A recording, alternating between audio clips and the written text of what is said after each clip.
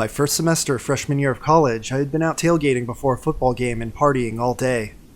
I came back to the dorm rooms to find a group of my friends celebrating one of their birthdays around 2 a.m. by eating mushrooms and smoking some weed. We were all hanging out in the room and there was a loud knock on the door, and everyone started freaking out. I was the most sober and not doing any drugs, so I went to check the door, and it was another guy who lived on our hall. I asked him what was going on, and he and a couple people came into the room and began accusing people of stealing his weed. At this point, everyone in the room is freaking out, because, mushrooms. So I got the people who had just showed up to go out into the hall and talk to me about what was going on. A couple of them left, and just the original guy stayed and talked to me. He was really angry about approximately $30 worth of weed missing from his room. He ended up getting in my face, so I pushed him up against a wall and told him this was all done. At this point, he pushed my arm off of him and made a quick movement. I thought he had tried to punch me in the face, so I lunged forward and tried to do the same, but ended up falling to the ground instead.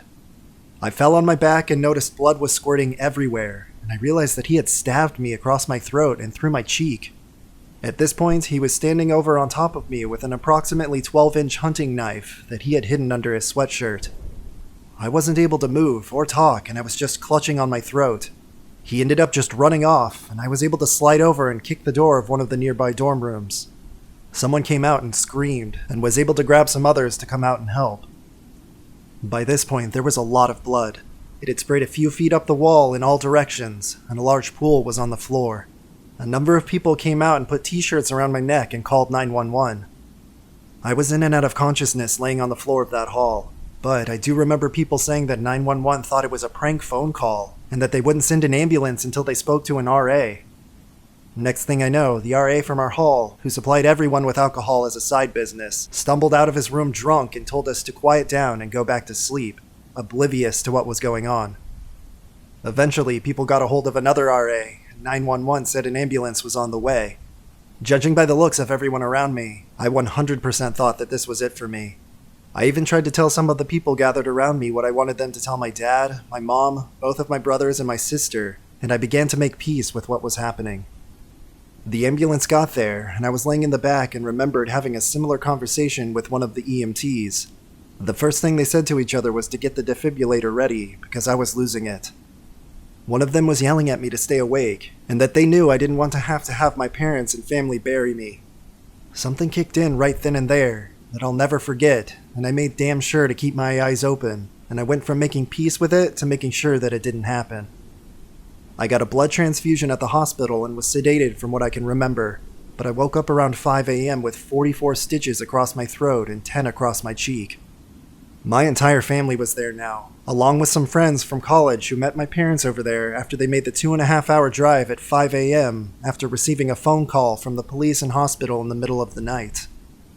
The doctors told me that I lost over a third of my blood and that by all typical measures, I shouldn't have made it.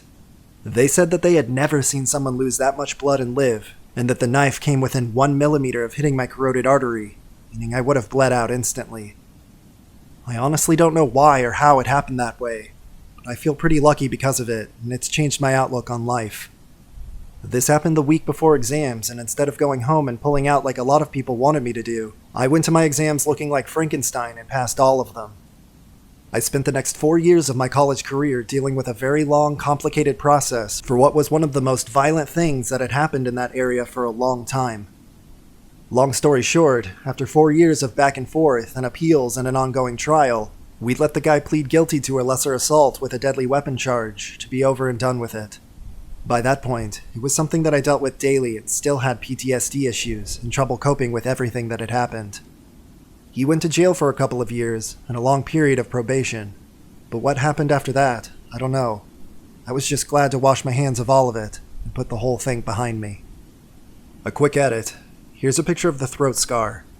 This is over 9 years later after having multiple laser scar correction procedures done on it.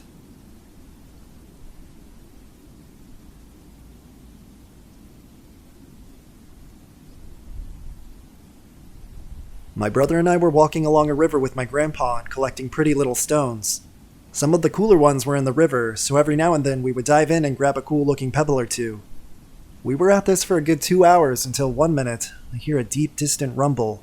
something akin to what you would expect an earthquake or explosion to sound like if it were in the distance. Anyways, I considered this sound for a good 10 seconds or so before continuing my search for shiny little rocks. And that's when I accidentally turned my head to see a 10 to 15 foot tall wall of water smashing the cliffside on the turn of the river and continued to rush towards us at some insane speed. I could have ran, but the spectacle seemed just so surreal and insanely fake that I stood there like a deer in headlights, even forgetting to warn my grandpa and brother that we were about to get swept away by a wall of water that was the size of several semi-trucks speeding down a highway.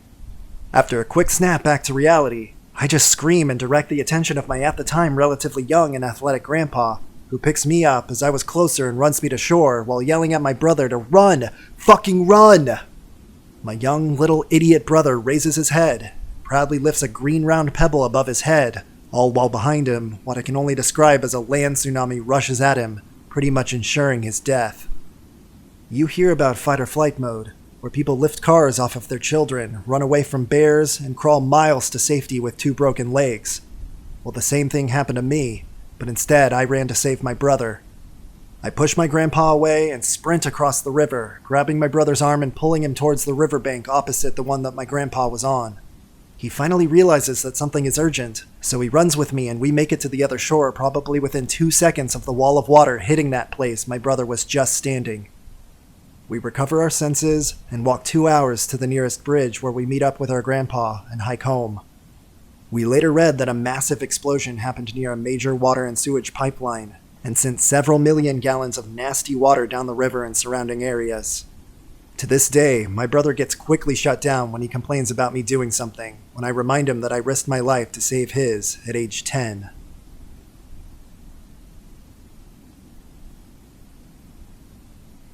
I lived in a duplex years ago with one of my coworkers. Our place of employment hired this new guy who clearly had some issues, but he seemed like he was really trying. The new guy, Sean, had been in and out of rehab and halfway houses for drug charges, but he was living in his brother's garage and picking up as many shifts at work as he could to try and earn enough money to get his own place. Well, winter came around, and Sean was living in this unheated, uninsulated garage. My coworker and I talked about it and decided to invite him to stay on our couch, under the condition that he stay clean and kept trying to save for a new place. Sean gratefully accepted, moved in, and things went well for several months. But then Sean started slipping. He was missing shifts at work, disappearing for days on end, all while becoming much more aggressive. Our suspicions were confirmed one day when my roommate walked in on Sean smoking meth on the living room floor. We promptly told Sean to gather his things and move out. A few weeks later, at about 1 a.m., I awake suddenly to someone pounding on the front door. I groggily get up to go answer it, and there's Sean, high as a kite and screaming. I quickly latched the outside wooden screen door and tried to talk Sean into leaving the place before I called the cops. After a few minutes without making any headway, I tell Sean I'm going to call the police and started shutting the inside door. Sean bursts through the wooden screen door like it wasn't even there, which knocks me backward over the arm of the couch. I land on the seating portion of the couch on my back, and Sean is on top of me with both hands around my throat. I swung and hit him in the head and face as hard as I could, but he was a big guy and he was so high that it didn't even faze him. If anything, it tightened his grip around my throat. I quickly realized that I couldn't get him off of me, so I kind of quit struggling and resigned myself to my fate. My vision started to get blurry around the edges and sounds started to get muffled. At first, I felt sad that I wouldn't get to see my family again, but then I just started to feel peace as I began slipping away. Finally, I closed my eyes for what I thought would be the last time in my life. Suddenly, I was able to draw a huge breath, and the weight of Sean's body was no longer pinning me down. I rolled off the couch gasping for air. When I gained enough breath, I looked up to see my roommate, I shit you not, beating Sean around the head and face with a frying pan. She had heard the commotion and ran into the living room to see Sean choking me to death, so she grabbed a frying pan off the drying rack in the kitchen and started to hit him as hard as she could. We were eventually able to push Sean outside, where he sat on a bench on my porch crying until the police arrived.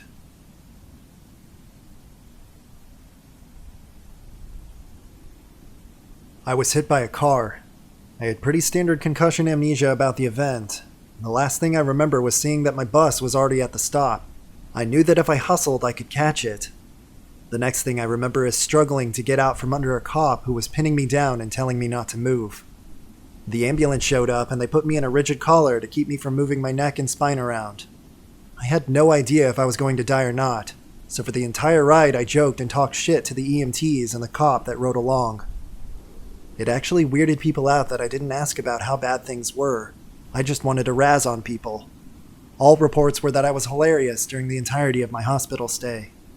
My craziest moment by far was when a PA was getting ready to stitch up a large gash in my face. She was injecting lidocaine into the appropriate facial nerves, and the first time she injected, I stifled several curse words. She told me, "You don't have to hold back. Say whatever you want." I replied, "Seriously?" She replied in the affirmative and went to do another injection. The moment that it hurt, I blurted out, "Your mother is a..." She quickly took the needle out and clarified that I could say whatever I wanted, as long as it didn't make her laugh hard enough to prevent her from doing her job. She had a needle incredibly close to an important facial nerve. I randomly met someone that had seen me get hit a month later. They described in detail how my face had smashed into the car hood, how I had pinwheeled over the car like a rag doll, and then landed in a way that suggested unconsciousness or death. It was surreal for both of us.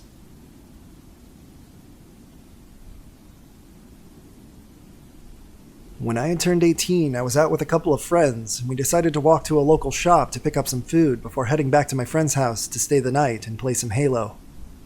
On our way back to my friend's house, we were walking along a road which we had walked countless amounts of times before, and we were only a couple of minutes from reaching his house. I should note at this point I had offered to carry my friend's bag with several cans of spray paint in it as he was complaining of getting a backache. I remember getting a distant feeling of uneasiness, and one of my friends shouting, "Run!" It was at this point that I looked over my shoulder to see what we were running from.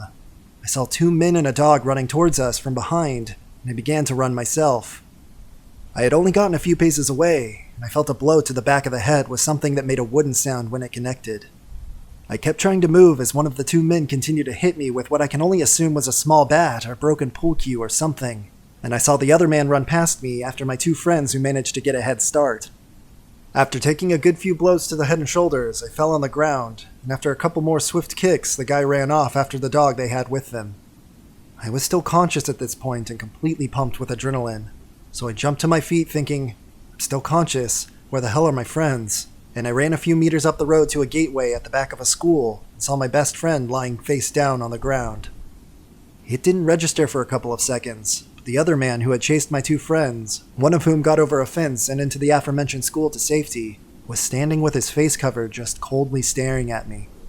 He then quickly moved towards me and hit me hard in the chest with what I thought was a bottle in an attempt to break my ribs. He then grabbed me with his other hand to pull me closer. He started reaching around me and hitting me in the back, but instead hitting my friend's bag, which had all the tins of spray paint. I just remember hearing a hissing sound and smelling paint. The guy then took off after his friend and the dog and disappeared down the street. I looked up to see that they were gone and instantly went to help my friend on the ground. He was just lying there making wheezing and gasping noises, and I could see from the way that he was lying half on and half off the curbstone that there was blood coming from his eyes, and his glasses were completely broken. I knew at that point that things were not good, and I got the strangest urge to pull his sweater and t-shirt up to check for injuries. I still don't really know to this day what made me do it, but I saw puncture holes in his back. It then dawned on me that he had been stabbed and needed medical attention immediately. I rolled him over into the recovery position and screamed for my other friend to come out of hiding and call an ambulance. There was an off-duty firefighter who was walking home from a local bar at this time and ran over to help as he was first aid trained. I let him take over, and he called one of his friends who was a local doctor to come round and help whilst the ambulance was on its way. I threw off my friend's bag, my sweater and t-shirt into a pile on the ground, and that's when I saw a puncture hole in my chest, just at the bottom of my ribs, and blood was pouring out. I wrapped my t-shirt around me to soak up the blood as the emergency services arrived, and I was bundled up into the ambulance as the paramedics took my friend to the hospital. My friend died in the hospital as one of the knife wounds had severed his aorta and he bled out inside. I discharged myself the next morning with a few stitches and spent the next 5 years trying to mentally recover from the event. Reflecting back, I realized that if I had not taken my friend's bag, then he would have been wearing it when they attacked, and he would have not taken the multiple stab wounds which killed him. This is one thing that has weighed heavily on my mind ever since, and I've lost the best friend I ever had. My friend was 15 at the time, and this happened in Belfast, Northern Ireland. It took 5 years for police to bring them to court and be tried for it. In those 5 years, I did numerous interviews, lineups, and even the first dog lineup ever in Northern Ireland. There was never any forensic evidence found. The key piece of evidence that did come to light was when the cops got a hold of security camera footage from the entrance and elevator area of the apartment block which the two guys lived in. They disregarded the timestamps on the video because they were incorrect and saw the two guys get in the lift and leave the building together. The footage then showed them both returning separately, but the guy who had the knife came into the building walking backwards and covering his face before taking the stairs where there was no other cameras. The cops did a walkthrough of the route they thought the guys took that night, and the timings matched almost perfectly. They never admitted guilt or even said anything about the crime, but chose to go with a wall of silence.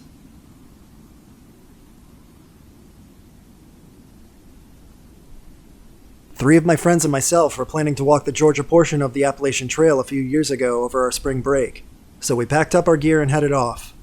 The first 3 days went well. We got a lot of pictures, and it was really nice to step away from fraternity life for a couple of days and just enjoy nature.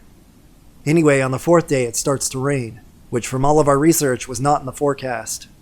The even worse part is that it started to get really cold and we were a long ways away from any sort of structured lodging. So we get out the tent right off the trail. Eventually we hear the rain stop and decide to go to sleep. Well, I wake up at around 5 a.m. in the morning, and it's absolutely frigid. In fact, I went to put on a pair of overalls that I was wearing, and sure enough, they're a frozen block of ice. So I go outside to pee, and there's at least 8 inches of snow on the ground. This kind of freaks me out, especially since none of us were expecting to deal with snow. So I wake up 2 of my friends, only to find our 4th buddy is freezing in his sleeping bag. He's shivering, having trouble breathing, and is starting to turn blue. So we had to huddle on top of him just to get his body temperature back up. After about 30 minutes, color starts to return to his face, and he's talking normal, so we get packed up as soon as possible and head out. We walked for about 4 hours in the snow, which when you're that unprepared in a blinding snowstorm, we didn't make it very far. So we pull out the map, and sure enough, there's an emergency fire road close by, so we decide to take that down the mountain since it was our best chance of getting out of there. We take the road, and about another hour later, all of us are becoming too exhausted to walk. Eventually, we decided to sit down and rest for a minute, and at that point I realized how screwed we really were since the road still stretched on for about another 6 miles. 2 of my buddies were done. They could hardly walk, their temperatures were dropping, and the overall situation was starting to deteriorate very quickly. Not to mention the snowstorm was just relentless. So, we were kind of stuck there in the middle of the fire road.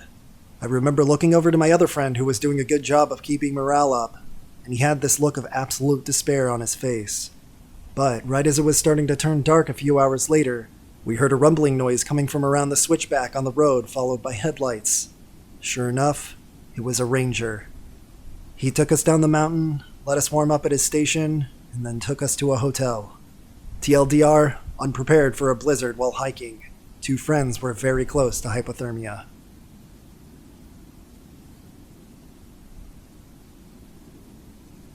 One day during college, my roommate, our friend, and I decided to ditch class and explore. There was a state park about 10 minutes outside of town with about 3,000 acres of forest. We drove my truck out to a cul-de-sac at the edge of the woods and walked in. We hiked a mile or so in and found a steep hill with a cliff at the top. We climbed to the top to chill there and watch the sunset. When the sun had set and we realized it was getting dark, we figured it was time to leave the woods. For some reason, we decided that we would save time if we walked straight for the cul-de-sac instead of going exactly the way we came in. The problem was, we were turned around enough that we only thought we knew which direction we were heading. When it finally got dark, we decided that heading back to the cliff was the best option.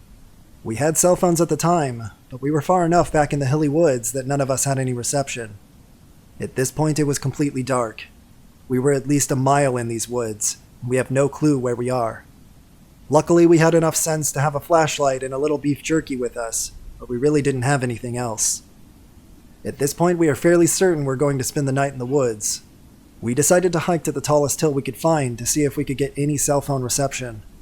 Finally, after a couple of tries, our buddy gets 1 bar. We called the one guy that we knew that had a car, as we were sophomores at the time, and thankfully he answered. We gave him directions to the cul-de-sac and stayed put for about another 20 to 30 minutes. When we eventually called him back, he had found my truck. Next, he tells us that he'll honk his horn and yell so we can follow the sound out. We could hear him. The only problem was, we had no idea where it was coming from due to the hills and valleys of the woods. The sound was just bouncing all over. He tells us to yell, same issue. He can barely hear us, but we're so far in that he can't tell where it's coming from. We decided that we would hike to another hill to find reception, try yelling again, and then judge by volume whether we were getting closer or further away. We do this, and when we get him on the phone again, he can't hear us at all. We go back and forth like this for a while, but eventually we find each other and emerge from the woods, approximately 8 hours after we had entered. We went back to that cliff many times in the daylight to screw around, even camped overnight several times, and never again had any problems finding our way out after paying attention to how we got in. Sometimes I wonder what would have happened had we not had a cell phone, or if we weren't able to reach anyone at all. We probably would have been lost for considerably longer, and had to do more to survive. However, I'm fairly certain we would have eventually found our way out in the daylight. Also, the weather was nice. It may have been more of an ordeal if the weather had been worse. Either way, that is by far my greatest survival story.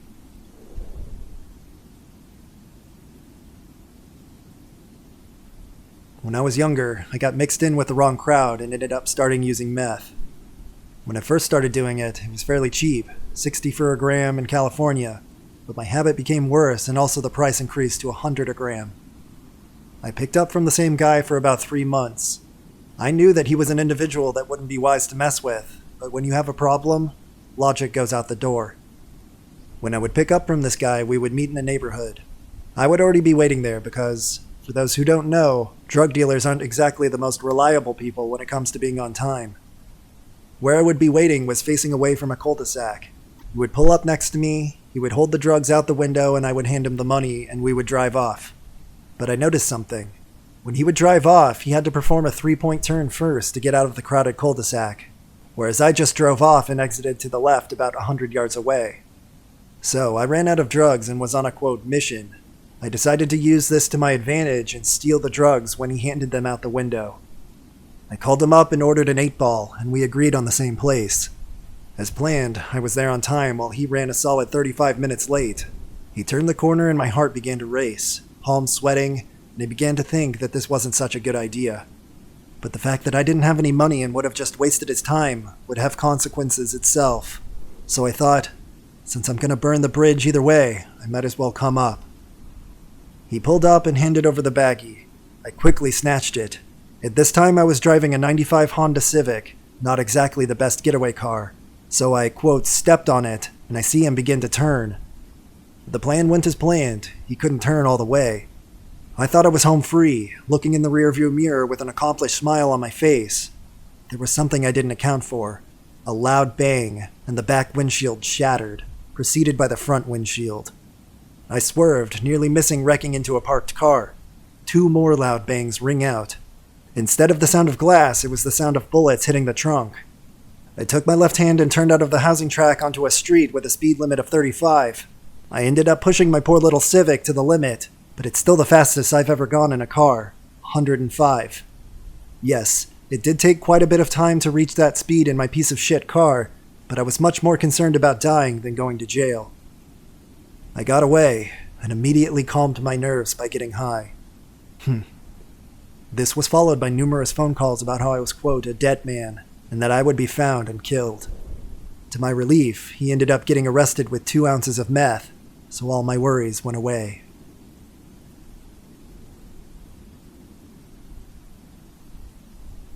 My older brother abused me for pretty much my entire life. Broken bones, chemical burns from supergluing my eyes shut while I was sleeping, regular burns, strangling, you name it. The one instance that sticks out to me the most is when we were roughly 13 and 15. He was pissed because I was watching a show and didn't want to give up the TV for him.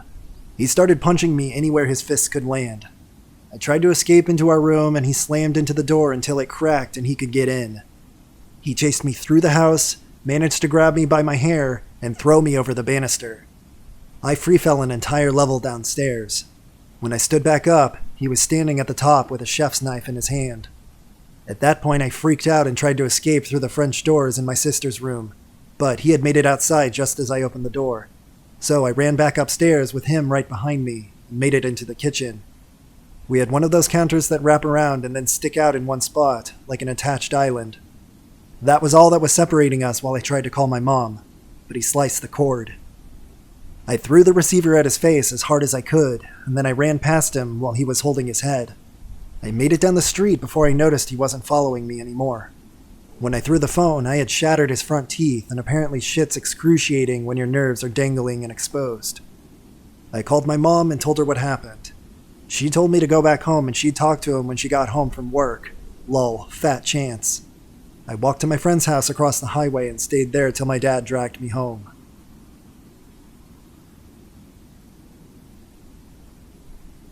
I'm sure it's been done before, but here's my story. Back in May of 2006, I got off of work at the mall. I got on the bus as usual, and another mall employee I had talked to on a regular basis sat down across from me. We chatted it up for a while, and he commented about always running into people that knew me.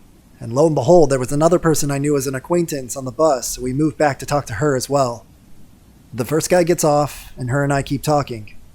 She says that she has to walk to meet her boyfriend before we get off, and I offer to walk with her until she meets him, but she declines and we go our separate ways. I go to the store before headed home to grab some beer. Halfway through my first beer, there's a knock at the door. A friend of her roommate. We talked for a bit and then he left. Almost done with my beer now, and another knock. It's him again, but he just asked if he could use the restroom. Thinking nothing of it, I said sure, but in fled 3 more people behind him as soon as the doors opened the rest of the way. One of them the boyfriend of the girl on the bus. The first thing said was, "Why were you messing with my girl, dog?" As 2 of them opened butterfly knives and I tried to talk them down, I sat there calmly on the couch. They were quite unwilling to listen, and I think sitting there calm and just trying to talk pissed at least one of them off. The boyfriend is in my face waving his knife around, but he didn't make the first strike. His friend jumps out from behind me and stabs me in the neck. It honestly felt like it went in one side and out the other. I suddenly stood up, grabbed my throat, and said, "Fuck, I'm gonna die." I ran to my bedroom to get away through the patio door in there. I close one door behind me, and I'm going for the sliding glass door when there's a crash and a slam against the back of my head. They had kicked the door off of its hinges, and it hit me. The next thing I think I remember is me in the living room again, but it might have been me stumbling into the hallway instead. I see 2 flashes. They reflect off of a man's glasses. There was an ambient light coming from outside, but for a moment it was just those flashes. I'm suddenly on the floor looking up at the front door. One figure is standing there, and I tell him, "Just leave. I'm already dead," my voice raspy and gurgling. He then asks where my phone is, and I say I think it's in my bag. After he grabbed it and was out the door, I hear a car squeal out of the parking lot, leaving me for dead. I picked myself up off the floor and stumbled out the door and started knocking at my neighbor's window and door for help. Luckily, they looked out, and right after that the man is outside with a towel telling his family to call 911. I have no idea how long it took, but they started showing up and asking me questions. The usual sort. Who and why. Honestly, I was incredibly scared to talk, because I thought every time that I did, more blood poured out than if I were silent. I remember the paramedics arriving to take me away, and I tried to persuade them not to cut off my clothes because I was not wearing any underwear underneath. Thinking about that now, it's just delirious. I was trying to maintain some modesty, I guess. They were asking me questions as they were getting me ready, on the stretcher, and through the entire ride to the nearest trauma ward a city over. We eventually get there, and as they wheel me to the ER, I get another scare as one doctor says, "He's probably a junkie that got messed up in a drug deal gone wrong." And just before I go out, I can feel an intense pressure around my neck. And that's the story of that evening. I blacked out twice, I was stabbed 7 times as I was told 4 of them in the neck, and I also got shot 4 times. I have a bullet in my head, one in my chest, one that shattered in my hand, and one that was removed as it was caught in my esophagus. I was out of the hospital in just 11 days.